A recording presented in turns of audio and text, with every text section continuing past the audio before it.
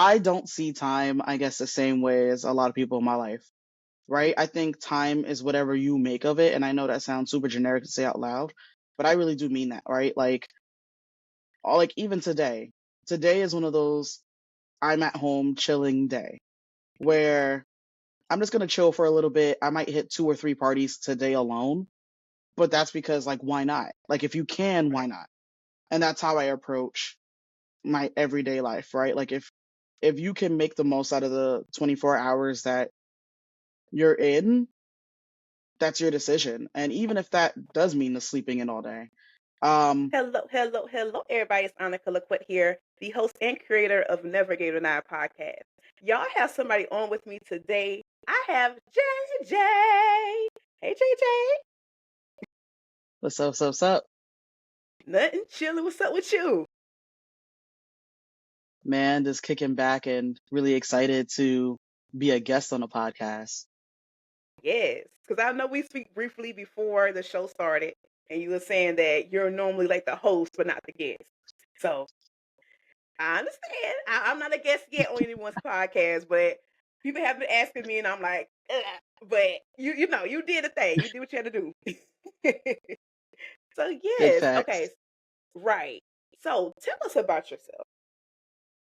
Yeah. So my full name is Jennifer M. Johnson, and I go by that because I'm big on professionalism. Mhm. And so I don't mind going by my whole government.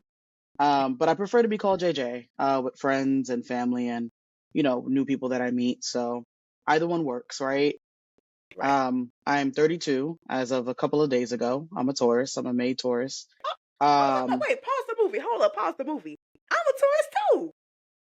let's Okay. go. Let's Yes. go. Okay. I was born May 6th. So, I just turned 29. So, okay, Taurus. Okay, Okay. I'm born and raised in New York City, specifically out in Flushing, Queens.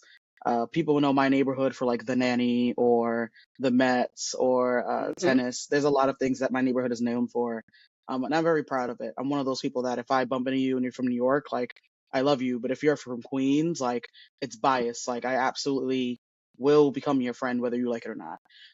I've been in the tech world for about a decade now in every aspect possible. I even studied technology in undergrad, and I have a master's in cybersecurity, and like 13 professional certifications outside of that. So proper nerd. Yep. But I don't always You come off doing it. that way. I definitely am very social. And that's why I do what I do now, which is technical program management. And outside of that, for fun, I will geek out. Like I'm a big fan of anime. I love playing games, even if I'm not good at them. Whether it's video games or board games. In my house, we take board game night very seriously. You do not come here to talk about the instructions. We come here to play. Um, and yeah, I like travel. And I love helping people organize their travel. And that's really fun for me. So whether it's solo traveling, group traveling, I have advice for everything in any place. Okay. That's good. Look at you. Okay, because you already like describe your accolades and everything. So we are gonna get into that. So I'm excited to get into it. So you said that you are a part of the technology field. So I saw that you work with companies like Google, Facebook, Viacom. So like, tell me like what motivated you to get into that field, and what was your experience with working with these companies? Yeah. So I started off working at like 13, 14. I was working off the books, just hustling because, I grew up in the hood and I was obsessed about getting out, like obsessed. And Right. so I took whatever jobs I can get my hands on. Once again, if they were on the books, off the books. And what job type that I was able to get very frequently is kind of childcare, if you will. So working in like, um, you know, summer camps and after school programs, that led to like a very short term teaching gig, where I was a fourth grade teacher. And it was awesome.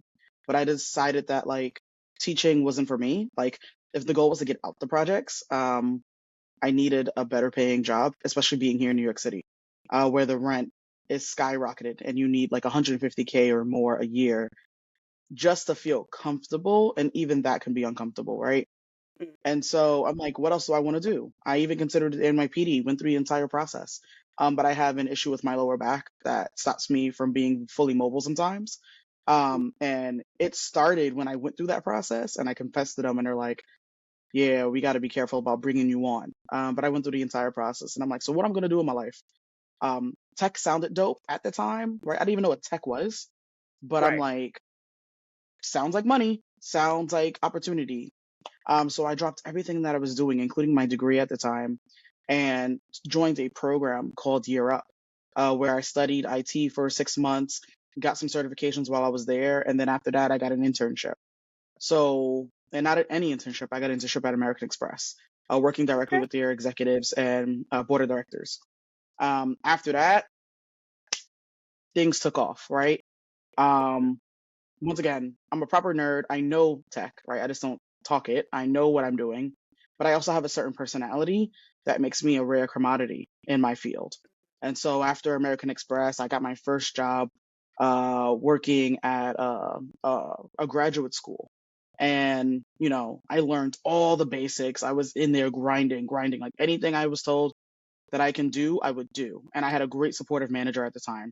So then when I was finally ready to really up level my career, I went hard in the paint. I went from there to Nickelodeon, which is how I ended up at Wow. Viacom. After Hmm. that, I got into cybersecurity, started my master's at that time, doing incident response, really helping people with real big, really expensive emergencies in the Yeah. cyberspace.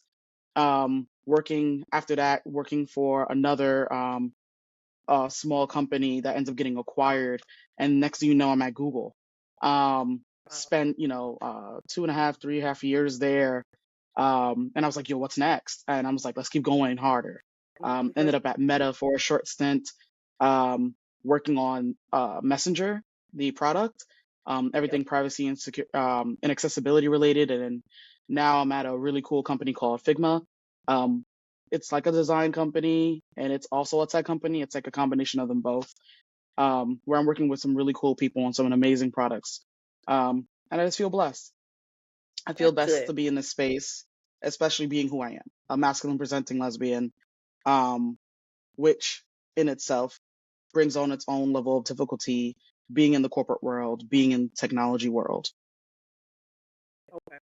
Yeah. That will make a lot of sense. And also, like, you have done a lot, which is amazing. Okay. A lot of people can't say what they do at your age. Like, you're 32. People like in their 40s, 50s doing what you do. So that's like amazing. So you just hit the ground running after that. Come on now. I like it. Oh, hey, kitty. So cute in the bed. Apologies, we just got her, and I'm just now getting used to when she wants my attention or not. So we're That's we're all not right. gonna avoid the It's little fine. kitten. She's It's gonna be okay. where It's I am. fine. That's cute. It's fine. It's fine. So, okay, with your background in technology, and you said your master's, come on now, master's in cybersecurity, and your 13 professional technical certificates. Come on, and you have all of that going for you. So, how do you believe this diverse educational background has contributed to your success in the technical industry? Um, it definitely validates what I can do, right? And I know that's what a certification literally does, but there are plenty of people who are certified in things that can't do anything related to the certification, right? They went ahead and they grinded and they studied for a certification, and it's very possible for you to be really good at test taking. And so, yeah, you got through it, but like, can you do those things? I was Mm, very thoughtful about the process in which I went and got my certifications and making sure that I was doing something at work related to it, right? Even if it was a small project, I wanted to make yeah. sure they were hands on things that I can talk about in interviews that relate to my certifications. And I think that's a major mistake people do with professional certifications. They don't have experience in what they've studied, and so they wonder why they're not getting the jobs they're expecting Mm, after the fact. Whereas I have the certification and I can talk that shit. So right. for me, that's a big win. And also, once again, I even made mention to it, being who I am, how I present. It is already a struggle when I go into an interview and you see this very American name, right? This Jennifer M. Mhm. Johnson on that Right. resume, and I walk in and I'm looking like Jerome. and I'm sounding like Jerome, right? It's like, Right. whoa, who is this black Right. man? Mhm. And is anything else on their resume not aligning with Mm. what I expected before they came in? That is something I Right. deal with every single day of my life, but I Mhm. overcome it with grace. That's good. I like that. And see, yeah, people shouldn't judge you off the what you look like.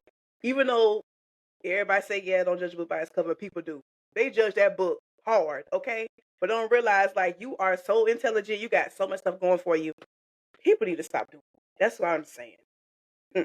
I don't like Look, that. I lean into it, right? Like Yeah. if you're focused on my masculine presence, like let's talk about it, right? If you're Right. focused on my blackness, let's talk about it. Mhm. I'm not uncomfortable about those conversations, and I always come from a place of empowerment.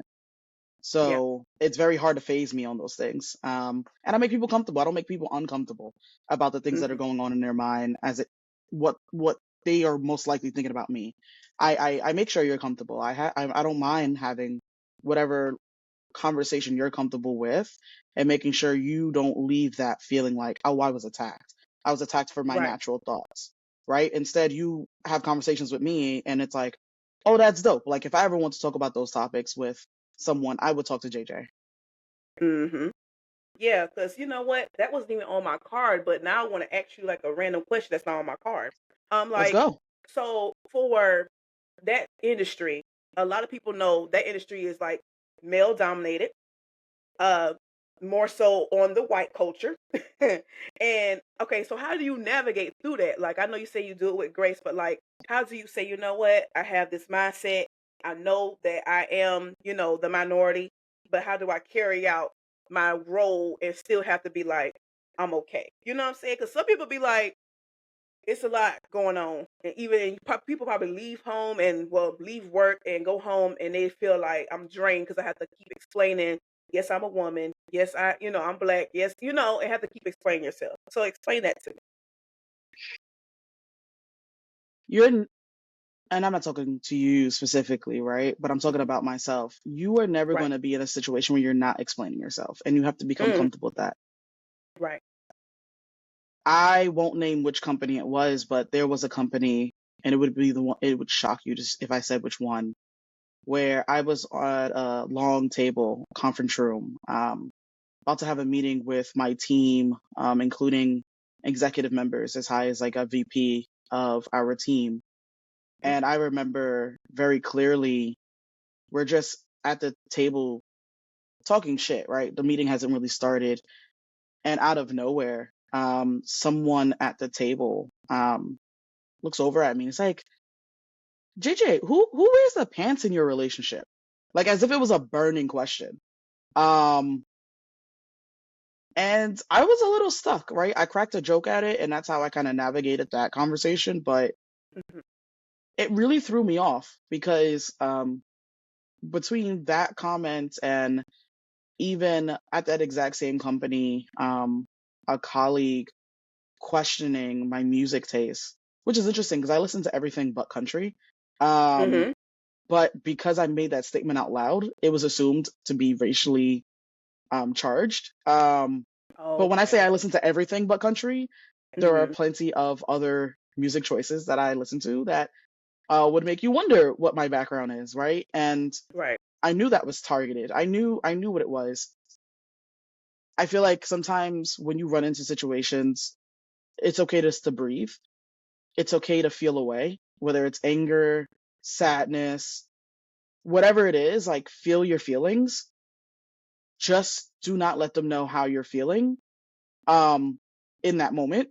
Instead, treat them how you would treat someone in your family that you love or a friend that you love that may say some ignorant stuff or may be thinking about something ignorant.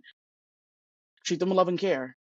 And then if you feel like you need to circle back and have a more harsh conversation with them, like do that with respect to the situation, especially at work, right? Right. If I am very uncomfortable, which has only happened once, um, go through the proper channels and have those conversation. Not to be confused with Mhm. snitching. All right, I did come from the hood. I'm not telling Right. people like go ahead and tell your manager for everything or HR. If that's what you want to do, fine. but there are different ways of going about it. And I think give people a chance to grow. But if that doesn't work, like do what you got to do to make sure that you are comfortable and you are safe first. And Right. that's how I handle every single situation. And hopefully moving forward in life, I'm not always running into those situations, but I can't control what I can't control. I can only control what I can control. And like Oh, I come said, on now. move a certain way. Yes, that was a bar. That was a word. Yeah, that's crazy. Wow. I should have had you on the LGBTQ plus panel because we was going in over there. Okay. And you could like speak from your experience, especially in these tech fields. Baby, it's a lot. It's a lot. But I'm glad you keep going and you have your head on straight. So that's all that matters. So I like that. That's amazing. Yeah. Let me know about the Yep. second panel, fam. Okay, I will. Yes, because we're gonna do a part two. So if anybody watching right now, we're gonna do a part two. So just wait on that. But yes, it's coming. Okay, so what type of advice would you give someone who's trying to enter into that technical field? Being in the tech field specifically is about being a self learner and being a lifetime learner. You cannot jump into this field just by learning a certain skill set and then that's it.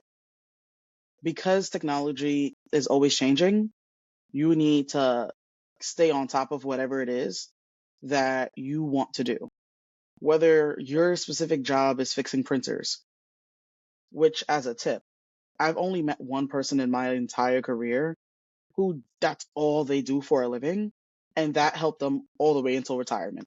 That is the only Wow. thing they knew how to do, fix Mm, printers, and they were the person that did it for all of American Express wow. until they retired. And then when they retired, Amex went crazy trying to find a replacement because it is that Hmm. specific of a skill set. But my point is, like, once you come in, you learn, you keep on learning, and being in the tech world, there's so many opportunities for you to do so for free. YouTube, like, I get like we're in different times right now, and YouTube isn't the same platform it was before, but YouTube is like a massive classroom. When I started in tech, all of my learning came from YouTube. And then I started Mm. paying for like classes after, but even the paid classes were crap compared to what I could find on YouTube. Yes, it's harder to Right. find what you're looking for, but it's there, it's free, and it's constantly updating, just like you need to constantly update yourself on whatever the new technology is or the update to the technologies you know about. Um, don't sleep on that. Just don't sleep on it, but also the money's great. Let's Yep. be Yep. honest. I Depending heard. on where you are, right? Like, I've met software engineers that make half a million or more on average. Hmm. I've met people who like get into tech and like they're in like the 40 to 50K a year starting. And that's Yeah. huge depending on what you do for a living and what you're making. And a lot of us, like me, work from home. So I definitely advocate for being in a tech, and I definitely advocate for people who want to learn and keep learning. Wow, that's amazing. Cause see, that's the thing. Like, I've heard a lot of people say that it's best to get into coding or technology, especially as a black person, because we are needed in those spaces. And I'm like, I encourage everybody to do it. I'm like, go ahead, even though I'm not even a tech person, but I'm like, do it, get into those spaces, make yourself known, yeah, and learn something new. Because technology is always needed. It's gonna always occur, especially AI coming. So yeah, I encourage that as well. So anybody watching, get into the tech field. She know what she's talking about, okay? Period. So I'm excited. I'm happy. All right. So outside of the technology field, you also do community service. All right. And you have your own podcast. You spoke of it a little bit. You have your own podcast. All right. So she'll fill a podcast out. And that podcast is called Unstrap the Podcast. All right, period. I like that. All right, so how you being involved in all of this, the podcast, community service, technology, how do you balance it all? Like you have a lot going on. Yeah, I don't see time, I guess, the same way as a lot of people in my life, right? I think time is whatever you make of it. And I know that sounds super generic to say out loud, but I really do mean that, right? Like, even today. today is one of those I'm at home chilling day where I'm just gonna chill for a little bit. I might hit 2 or 3 parties today alone, but that's because like why not? Like if you can, Right. why not? And that's how I approach my everyday life, right? Like if you can make the most out of the 24 hours that you're in, that's your decision. And even if that does mean the sleeping in all day. Um, I also love to quote my fiance. She says she's always saying like people make time for the things that matter. She says that a Mm. lot. Yep. And that's so true when it comes to how I manage my time, right? Like if tomorrow I'm like, hey, like I just wanna volunteer. I really just wake up like that. Like I'll be like, I want to wake Mm-hmm. up and do some volunteer work. Okay, we'll make it happen. Like there's opportunities or people who want help with things. Call around, look up something on the internet, and let's just go do it. Just do it, Right. right? Mm-hmm. Um, and especially even with like the podcast venture, I didn't know what I was getting into. To be quite Mm. honest, I just know that like I have a favorite podcast. It's called The Read. It's Mm-hmm. actually how I met my fiance, and I love it so much and how it has changed my life in many different ways. And I'm like, damn, wouldn't it be nice to be that person to Mm-hmm. reach out to someone on an audio or video podcast and change their life in a positive way. And I thought about it heavily in 2023, but a ton of terrible things happened to me. The end of that year and the beginning of 2024 that I was just like, yeah, nah, I think this is not the time to even entertain that. Right. But I just remember it was the end of February this year, and I'm just sitting in the living room with my fiance, and we're just probably watching something stupid on TV. And she's like, when are you gonna get started on that podcast thing? And I'm like, I don't know. Mm-hmm. It's complicated. The more you look into it, the more complicated it gets. And she's like, I know you're not saying it's too complicated. Like Mm. I get if it was somebody else, but like you definitely can do anything you put your mind to, and you keep Right. proving that year over year. And I was like, that's a big fact. And I remember just sitting there and I just took out my phone and it was game time. I had an Yep. entire playbook for how to build a podcast ready. I had my business set up in 2 weeks. That Wow. LLC, that business bank account, all of those legal Mm-hmm. paperwork's done 2 weeks. I already had an idea of how I was managing guests, the whole nine. I'm at a point now where I'm making a class on how to do podcasting, That's because good. I think I figured out the structure in which people can go about it. And so not only do I have my own podcast, which is Unstrapped Podcast, I also have my production business. And the idea here Mhm. is I see tons of people in the podcasting space right now that do not know what they're doing, and it's not on purpose. It's they Mhm. don't realize that there's a way to do things in this space and a way not to do things. Right. And and the reason why people don't do things well is because they're unorganized and they don't have the guidance. And people are too busy, I guess, giving out guidance that they don't really know what they're talking about. Whereas I'm someone who actually studied podcasting before getting into the space, because that was a part of Right. my journey. And so I just want to give that to people, like guide people, mentor people, if you will. I'm actually mentoring someone right now who is about to drop their podcast in July, and we got from 0 to 1 in a single conversation. And this wasn't something I charged them for. This was just me being like, I really love this space. Like, let me help you get to this space too. And that's Mhm. what I'm hoping to do for many others. Yeah, Yeah. That's good. I like that a lot. Yeah, because a lot of people don't know about podcasting, and they see me and you doing podcasts. They're like, "Oh, I want to do it," and go in, and they podcast stop within like a month or a few months because they just gave up on it, and they like, "Oh, because of life. Oh, because of that." Don't realize me and you done been through something. If you see my previous that's a episode, fact. I was very vulnerable with all of my audience, letting them know I'm going through things while still doing this podcast. I ain't letting life stop me from achieving my dream. So you didn't either. But some people can't do that. Some people can't distinguish between yes, life is happening, but I still gonna do my thing anyway. Yeah, it's a lot, but it's not easy. But we make it look easy. But Yeah, it's a lot. Okay, so yeah.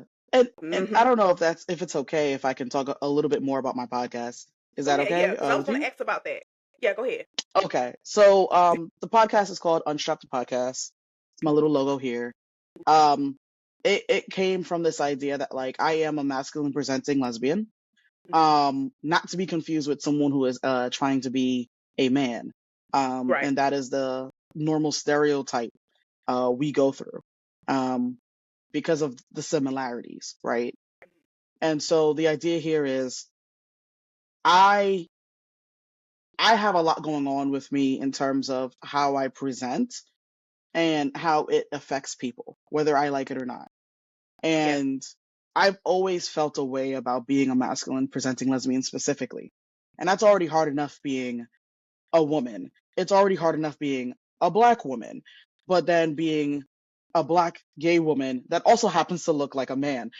Mm-hmm. There's a lot going on here, and I've always felt a way about it, but I've kept that to myself. As confident as I am, I've always kept that to myself. Um, and one big reason was I didn't even have friends that looked like me, like none, right? Like I have tons of friends, I have tons of guy friends, women friends, queer friends, but like masculine presenting women were just not a part of my friend circle. And that's because I Okay. don't know if you know this. There's a stereotype too that we just don't like each other by default. Mm. Um, and we even believe that. Like the minute we hear that, we do not treat each other with any level of respect. We hate each other by default.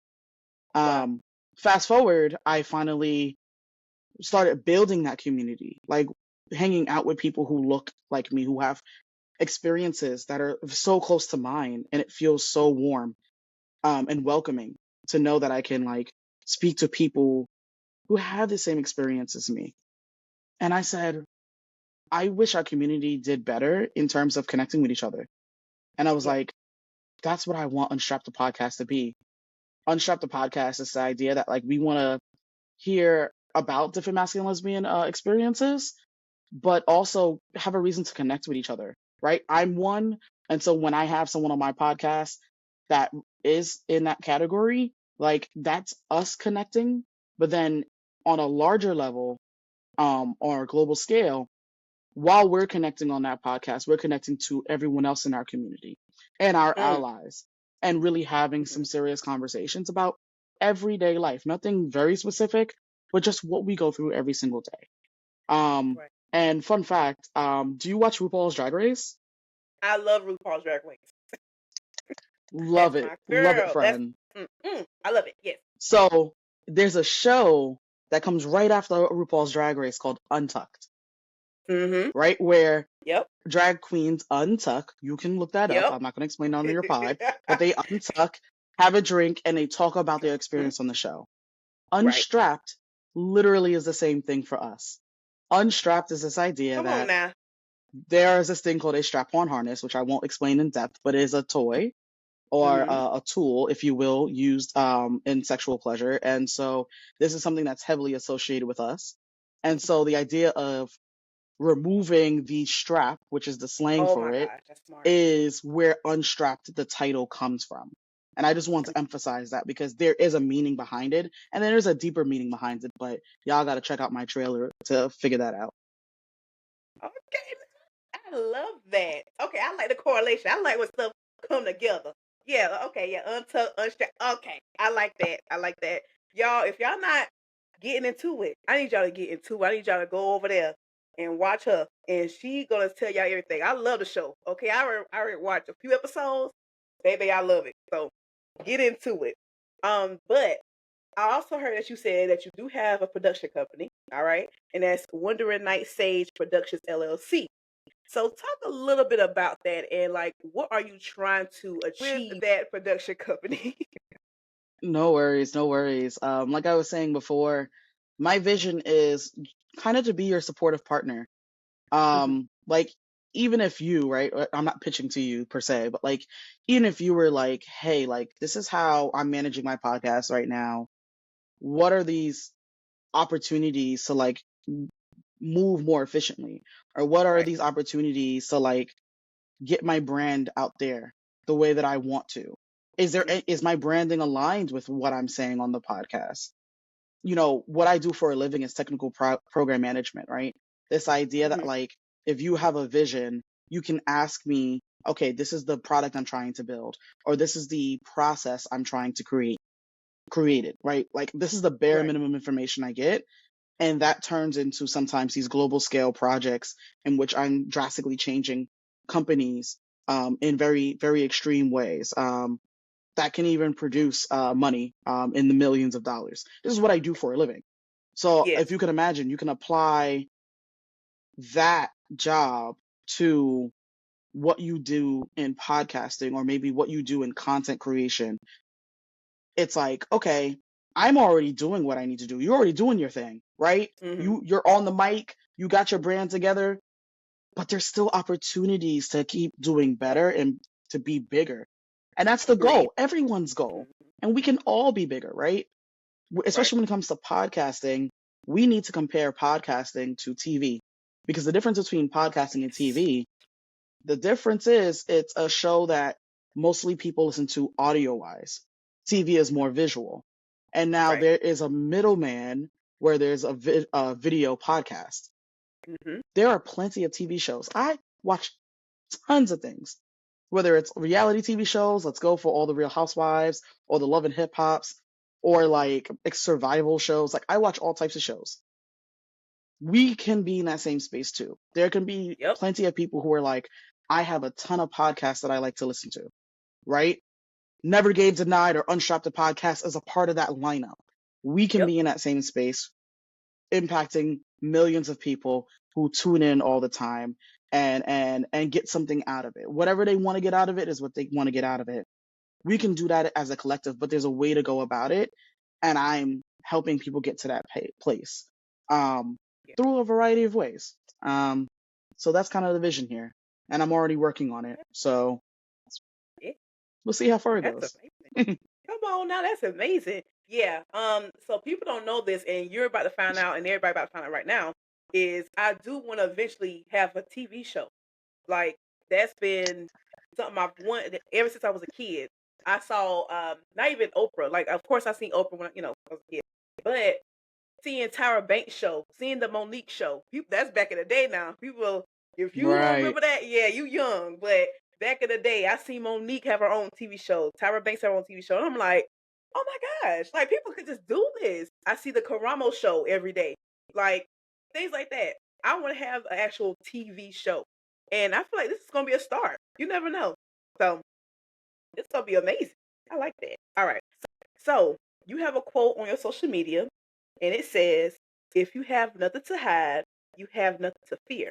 So, have you That's ever still on the felt like you had Facebook. Good eye. Yep, uh-huh. I do research now. I do research now. Okay. All right, so have you ever felt like you had to hide a part of yourself to feel safe or accepted? And how did you overcome? Oh, definitely. It had to be just my queerness, my gayness, right? I identify as a lesbian. Um, I go, I guess, by the label stud. I'm as a 32-year-old, it still feels weird to even say those things out loud because just like it's new to the world, it's new to me, right? I feel like I need to take Okay. a course on like how to be gay. But I feel that I did try really hard, like so many of us, to hide that part of myself. Um, and it was much easier, right? Like I wasn't always bald. I just shaved my head like last year, end of last year. Okay. I think it was easier in like middle school, high school to hide it, right? Like I even had like a whole like fake boyfriend. This was like a best friend of mine who like I would hang out with to play video games. And like I was poor, I didn't have this stuff, and so I'm just like, hey, like we can hang out all the time.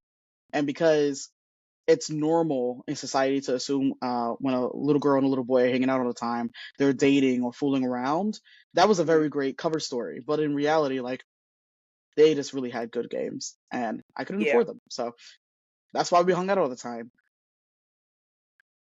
I knew about my sexuality as a child, and this is before like it was a sexual thought process. It was just like I knew how I saw other girls felt different in a way that I could not explain than when I saw boys. And as I got older, those thoughts became clearer, but I just knew, right? And it and I know that's really hard for people to understand, especially if, you're still in the anti-gay space, right? Like, what do Yeah. you mean? These thoughts. And I'm like, it's not sexual. I guess it's very hard to explain. It's like, I just knew. And I didn't have tons of people who were queer around me when I was really young. So that also made it really tough to understand like what was going on in my head. Um, and then as I got older and I saw more people coming out of the closet, I'm like, is that me? And I'm like, no, Mhm. that's dangerous because all of these Mhm. people are going through some terrible things as they're coming out, right? Every coming out story I've heard or any coming out scenarios I've seen were all terrifying. People Yes. getting beaten and abused, Mhm. homelessness. Yep. I'm like, I hope I'm not gay. I hope that that's not what this is. But I just knew that I couldn't hide. There was just so many things about who I present as, even to this day. I just can't hide. Like, for example, my voice.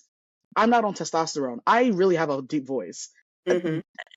Being a little girl, going from a squeaky voice Mhm. to this deep voice, that was not cool.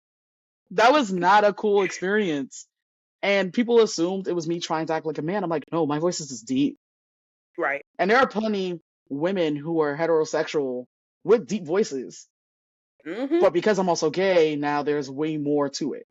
My point is, Wow. I thought I was going to explode at like 16. I think it was like 16. I was just like, I can't. I just really can't. And I waited until I turned 18 because I said, if I tell my family that is very homophobic, Mhm. um, that I'm gay, I'm going to be homeless. I just knew Wow. that was going to be the case.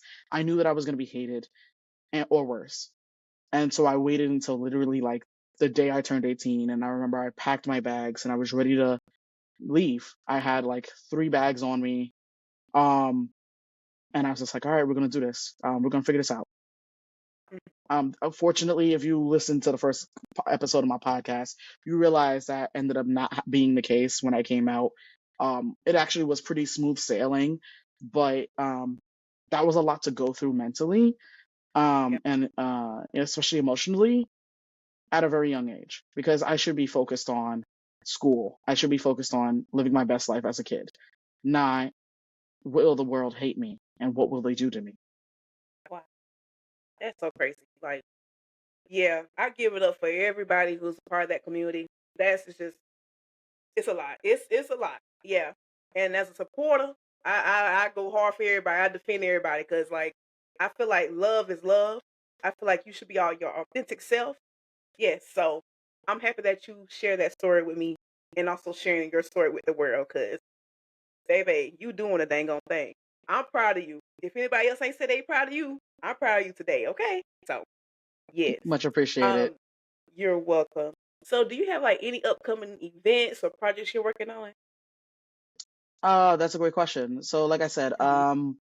when it comes to the production company, I'm literally building out an entire school, Okay. in courses within it, so that people are fully equipped to do what we're doing and not feel like they've missed a step or they don't understand why certain parts of content creation, podcasting is so hard, right?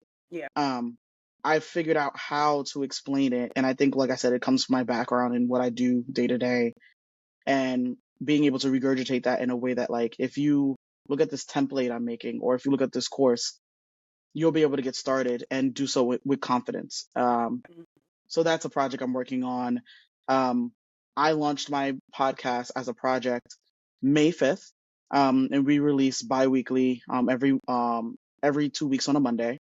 Okay. Um, Before I even launched the podcast, I had found a mentor. I was already mentoring someone, Mhm. and I had such a great interview with someone on that show that they invited me to do a live show out in Yeah. Florida. So I'll be flying out to Destin, Florida, 4th of July weekend, where I'll be doing my podcast all over the place, including the actual beach. So that's gonna be lit. What? That's gonna be pretty lit. That's Yeah, good. yeah. We're already outside with it, so really Mhm. excited about that. And then I also have some really cool plans for that podcast for season 2. So definitely stay tuned. But yeah, this is so much happening. There's so much really cool things happening. That's good. I'm excited for you. That's amazing. Okay. So, lastly, tell everybody where they could follow you, where they could support you, and everything. Yeah, yeah, yeah. So on a podcast front, you can definitely follow me on Unstrapped, the podcast, the entire thing. Um, on TikTok, I'm on Instagram, I'm on Facebook. If you want to be a guest, more than happy to jump on to our DMs and reach out. I will get back to you. You can go to www.unstrapthepodcast.com to learn more about the podcast, to even sign up to be a guest. I got the form live there. Professionally on LinkedIn, it's Jennifer M. Johnson. You'll know which one I am, based on the image. I just have a little hair, more hair in that photo. I haven't updated that photo, but more than happy to mentor people in the tech space, um, or just in general. Like I really just like helping people get to where they're trying to go, in Yes. life. And as long as it's not hurting nobody, like I'm here for it, right? And I don't really discriminate or anything. So like hit me up and I'll do my best to support you in whatever you're trying to do. Um, I have my personal pages, which is like at Senpon, CENPON. But I only add people if I actually do know you. So sorry about that if you do request me and I'm like, denied. But you can definitely follow me on Strap the Podcast. I'll definitely add you, and have those conversations. Okay. Well, that's good. I'm so happy for you, and I'm so proud of you. Like I said, and yes, I want to thank you so much for coming on Navigating Our podcast. Much appreciated. Thank you so much for allowing me to be a guest. Like I said, it's my first time being on the other side. Mhm. And this has been a great experience so far. And yeah, just looking forward to both hearing my own episode, um, but also seeing what other amazing people you bring on next. I want us to do well, where we don't have to Oh be in yeah. competition. This is a family of podcasters. So let's keep it moving and let's keep growing together. Oh yeah. Most definitely. Okay. And remember, yes, life was delayed, but it never gave denied. I'm your host, Annika Laquette, and you just listened to Navigating Our podcast with J. Bye, y'all.